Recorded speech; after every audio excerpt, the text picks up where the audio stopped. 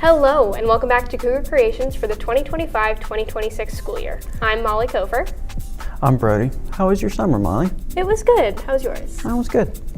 On today's episode, we will be talking about phone addiction and how it's affecting school performance. Coming up, we're taking a look at how much time we spend glued to our screens and the effects it's having on us. Now we go over to Josh for his segment. Phones. They're great, or are they? Today we're going to be talking about screen times and some of its effects.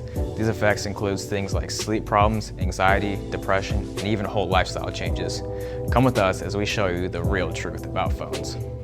Phones are a prominent part of almost every teen's life. On average, teens spend about 8 hours a day on their phones, which can lead to negative effects. Phone use before bed makes it harder for teens to fall asleep, which hurts their grades. Phones also increase anxiety and depression through sleep loss, cyberbullying, and the fear of missing out. Using phones too much could also lead to less exercise and worse eating habits. We talked with Mr. Johnson, a veteran teacher, about his experience with phone use and the problems they are causing for teens. He also gave us his opinion on how it should be solved and what the future could hold with the rise of phone use. But there are a lot of cases, a lot of instances where it can really affect teens' health, mentally especially. I mean, you can get in as much as social media and things that people say. I think that starts affecting a lot of the health, mental health of the kids. So it is an issue, and it has to be watched closely.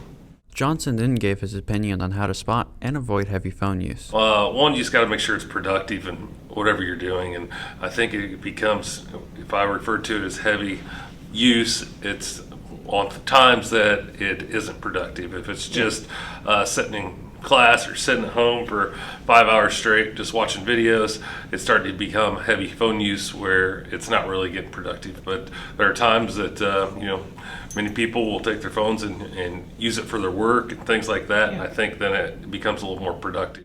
I do think that there's a line that students have to learn when they can use phones and not. And I know the new law and so forth has changed, kind of put some things on that, but I've always been a firm believer in kids have to learn how to handle their phones in the real world. They can't just, when they get out of high school, phones are going to still exist, and you got to know when to be on them, when not to be on them. At the same time, I like kids to learn, hey, no, there's times for them to be put away, and kind of the way the law is written now, that they keep them away during instructional time, and they're learning that that's the main part. Although Johnson recognizes phones are here to stay, he doesn't know what the future will hold. Neither one of us probably know what it's going to look like in 10 more years. You can only dream of some of those possibilities, but I think more it's going to just have to adapt to the way the world is moving and what comes on and what's going on with phones or whatever else it may be at that time. So I don't think there's some people want to solve it and go back to the way it was. That's not going to happen. That's deep down, and nobody really wants that, or most people don't. The world is going in a certain direction, and technology is leading a lot of it, and so that is I think it's more people are going to have to learn to adapt and learn how to handle it. High screen time can be detrimental to both school performance and success. A recent study showed a decrease of 0.52 points in GPA for each additional hour of daily smartphone use. Another study suggests that the presence of a cell phone can reduce cognitive ability, problem-solving skills, and learning by up to 40%. Most students frequently check their phones during class time, which leads to loss of focus and concentration. Many students prioritize their phones over their learning. We spoke to students in the halls and asked what they use their phones for and if they think their phones have had a negative impact on their learning. I don't think my phone has ever negatively affected my life. I feel that I can control myself, my phone usage, and nothing ever bad happens. I say I'd use my phone mostly for texting and just like contacting people, or honestly scrolling on social medias, and I do think I use it way too much. I think no, because I get to like play video games on it and watch YouTube and movies. Yeah, because then like I don't talk to people in person and stuff, and I'm on my phone. As you can see, phones can be very amazing and helpful to us in our daily lives, but they can also be very harmful and disruptive, especially those in their teen years. However, the decision to stop starts with you. That's it from me and Brody, and now on to Molly and Chloe with Can You Live Without Your Phone for a Week? Modern technology has brought an unprecedented convenience. With a phone in your back pocket, you can do anything from call your friend to look up your latest medical concern. Many find themselves reaching for a phone anytime they're bored. Phones are used for everything these days. For many, losing a phone feels like losing a limb, while others can go days without looking at their phone. Is this an addiction or just a matter of convenience? According to Mastermind Behavior, about 3.8 billion people are considered addicted to their phones. This makes up just under half of the world's population. As phones become easier to access and more advanced, more people use them every day. This is showing up considerably in teenagers. In 2021, 50% of teenagers considered themselves addicted to their phones, with 80% checking their phone hourly. This addiction has started seeping into school lives as well. Increasingly high numbers of students are checking their phones during class and using them to distract themselves from work. To combat this issue, Indiana passed a law stating that students are not allowed to use phones during instructional periods.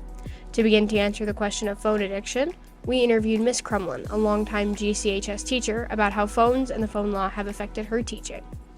I like it. I like that the state is finding the instructional time important and allowing teachers then to kind of put that as a focus. They're working more actively. I hear more math chatter and less about the activities or the game or other things. So I definitely see the productivity increasing in my classroom.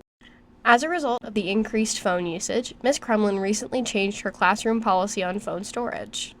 This year, I'm actually having students put phones away because in the past, they would hide the phones, so you wouldn't always know that they were using them, but yet you would see kind of the attention to their chair more than to you. I would see them playing games nonstop while I'm teaching.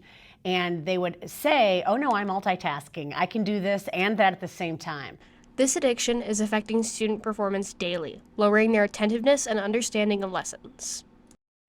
I did notice the repetitive of questions that they asked that I had already mentioned, so they aren't hearing and listening as fully as they could. I saw people rushing through tests in order to get to that phone quicker. So it does tend to be a distraction to the class time.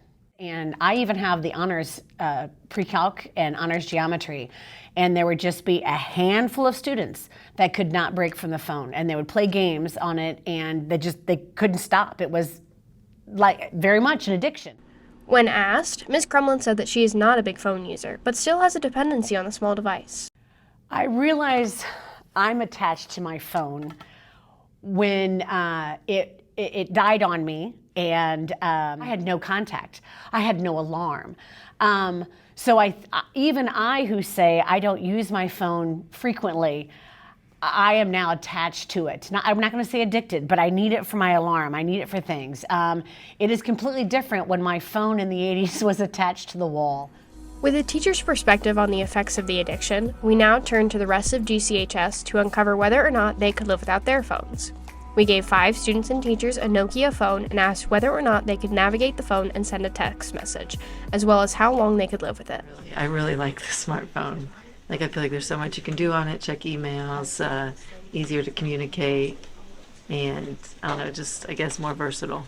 I think it'd probably take me like 10 minutes, and you'd probably have to click like like a hashtag or something and then just start clicking the buttons twice to like do a B or something. Do you think you would know how to type a message on there? Yeah, probably. How? Press the little things. I would say probably 3 days tops. What do you think you would miss most about your phone? Probably how easy it is to like work, because this seems pretty difficult. In my phone, you can just tap. Breaking away from phone addiction is not always easy. With everything attached to your phone nowadays, it would be impossible to fully part with it. However, there are always ways to cut it down to only essential usage. These are 3 easy tips to help fight a phone addiction. Put your phone on Do Not Disturb, set a screen time for yourself, and don't feel pressure to respond right away. Phones are incredibly important in today's society, but that doesn't mean you need to be on them all the time. Try and spend some time away from your phone and disconnect.